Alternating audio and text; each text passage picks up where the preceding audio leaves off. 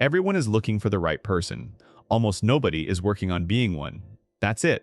That's the advice. And I know it sounds almost too simple, maybe even a little irritating because you've probably heard some version of it before and dismissed it as a platitude. One of those things people say that sounds wise but doesn't actually tell you anything. But stay with me, because what I want to do today is not just tell you to work on yourself. Anyone can say that. What I want to do is show you the actual psychology of why this is true. Why the internal work is not just good general life advice, but the single most direct path to the relationship you actually want. And why everything else, every opener, every texting strategy, every body language trick you've ever read about, is treating the symptom while leaving the cause completely untouched. Let's start with the most honest observation I can make about modern dating advice. Almost all of it is tactical. How to start a conversation, what to text and when, how to create mystery, how to seem confident even when you're not, how to keep someone interested.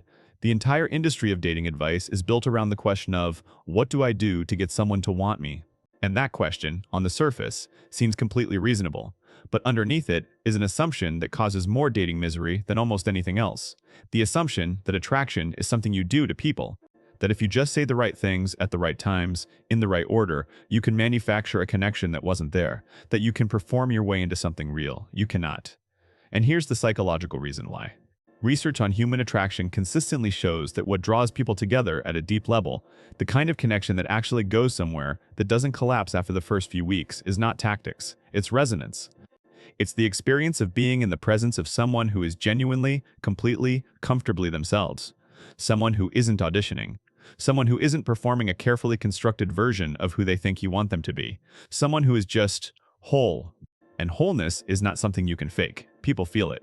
In the same way you can sense when someone is performing versus when someone is being real, the people you're dating can feel it too. They might not be able to name it, but they feel it in how relaxed they are around you or how guarded, in whether they lean in or pull back, in whether they leave the date feeling energized or vaguely drained.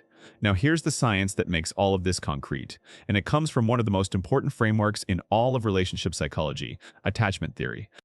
Developed by psychologist John Bowlby and later expanded by decades of research, attachment theory describes the patterns of relating to other people that we develop early in life and carry with us into every relationship we have as adults.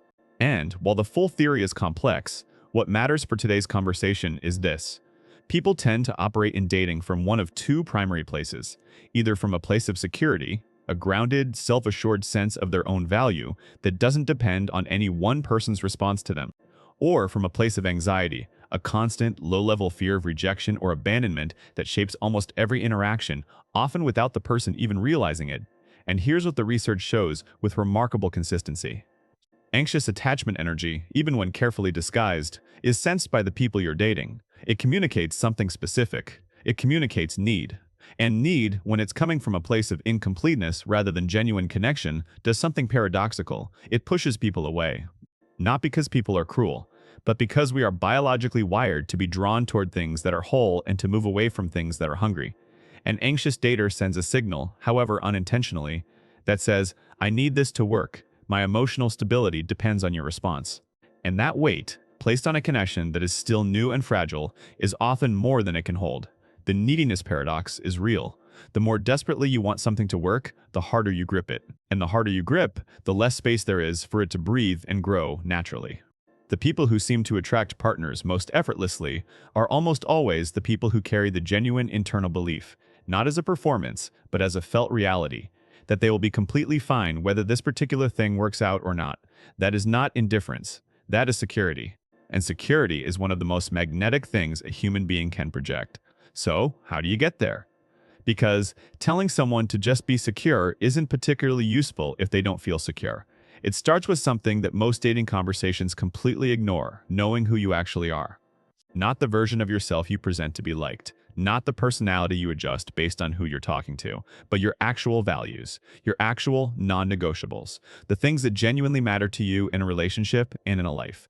Because here's a truth that sounds uncomfortable, but is ultimately liberating. You cannot attract the right person if you don't know who you are. If you're willing to become whatever the other person seems to want, to mirror their interests, to soften your opinions, to make yourself smaller or bigger depending on what seems to land best, then even if the relationship works, you haven't actually been chosen. A version of you that doesn't fully exist has been chosen, and that is a lonelier place to be than being single. Knowing what you value and being willing to hold those values even when it risks someone's approval is what transforms dating from something you do out of loneliness into something you do out of genuine desire for connection. And that shift, from scarcity to abundance, from need to choice, changes everything about how you show up. Now let's talk about vulnerability, because this is the piece that trips people up most.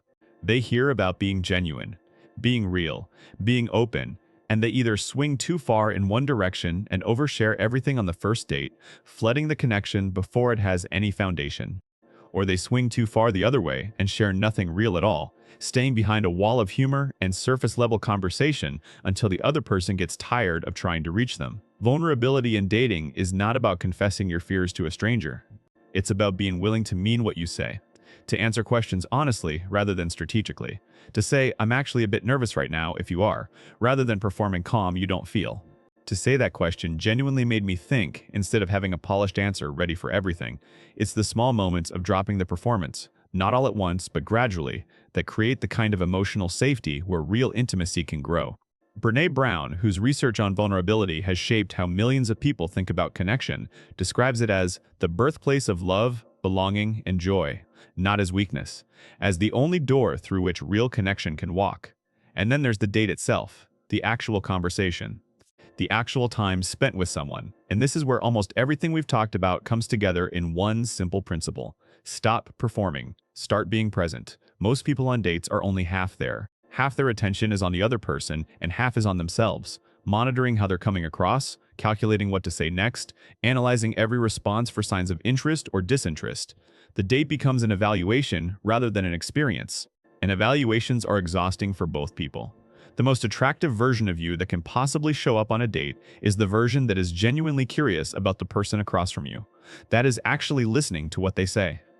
That is responding to what's real rather than performing for what's expected.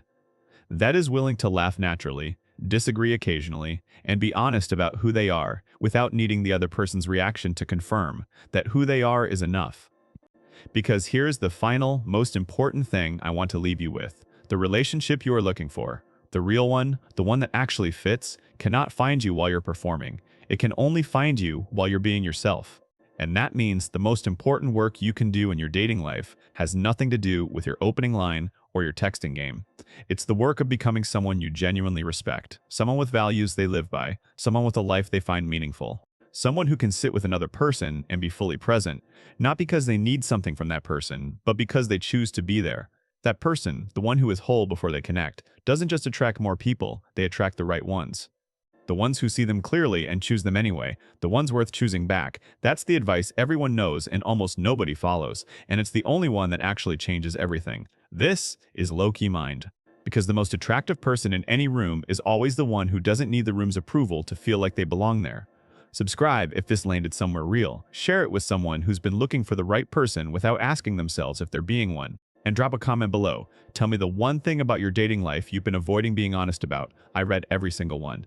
See you in the next one.